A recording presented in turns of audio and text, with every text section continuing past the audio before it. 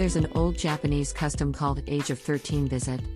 A child who reaches 13 years old by the traditional system of age reckoning visits a specific local shrine to receive wisdom. The important event has one critical rule.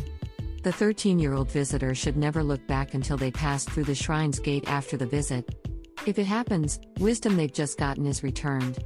Every time a topic of the visit was brought up by some chance in my childhood, my mother would strictly instruct me not to look back when my visit came. It had become a repeated threat for me. After those years, I reached 11 years old, which is 13 by the traditional system, and the day for the visit arrived. I was so tensed and nervous because of years of my mother's threat. I got dressed up with kimono and my mother put a wig on my hair to make me look grown up. While I was greedy enough to look forward to getting wisdom, I was anxious about looking back as much. From the moment we left home, my mother kept reminding me not to look back at the shrine. As the pressure had accumulated, a sense of panic had been built inside of me. By the time we prayed at the altar in the shrine and started leaving, I was panicky. On the spot about only several yards to the exit gate, I couldn't stop myself and looked over my shoulder. I blundered away my once-in-a-lifetime visit. My mother made sure I didn't look back when we passed the gate. I lied and said no. On our way home, we dropped by my aunt's house. She noticed that I was wearing a wig. But when she pointed it out, my mother instantly denied it.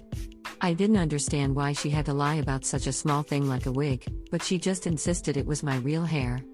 My aunt slipped beside me when we were about to leave and asked me if it was a wig. Although I said yes indifferently, she triumphantly uttered, "I knew it." She sounded as if she had beaten me and I felt annoyed. I hated my mother's totally unnecessary lie. And as for me, I went through a terrible teenage life with my own trifling lies. I believe that was because I had returned wisdom at the shrine on my age of 13 visit.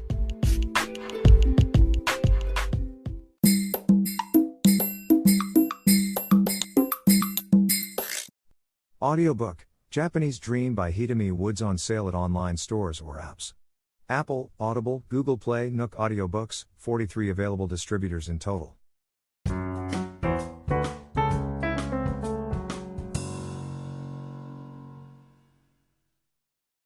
I wrote about my decision and the first plan for it. Last year, I spent fairly much time pondering whether I live in Japan for the rest of my life or settle in US for my music career. I used to live in the States for music and returned to Japan temporarily. This temporary homecoming turned out to become much longer than I had expected and have lasted to this day because of rapid advances in computer technology and the internet. It's now possible to work for the US music market while living in Japan through the internet.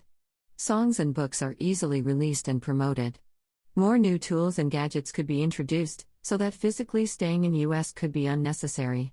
Above all, life in this small town of Japan, which is secluded from the city by the mountains, is suitable for creative work. It's so hustle-free that I deeply concentrate on my work. Since I moved in here, my working pace has been good and steady. I feel I have finally found a perfect environment to work on music. On the other hand, I'm always afraid of settling down. Anyone who stops would die. I would lose motivation for writing a song unless I move forward even by a small step.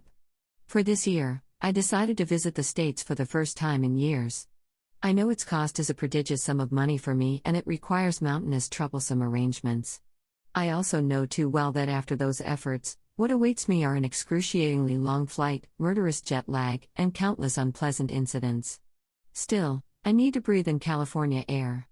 My anxieties for money, health and the future never go away, but I think I can manage as long as I stay positive and look ahead. My mind was made up.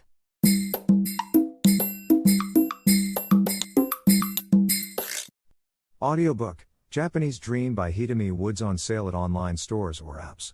Apple, Audible, Google Play, Nook Audiobooks, 43 available distributors in total.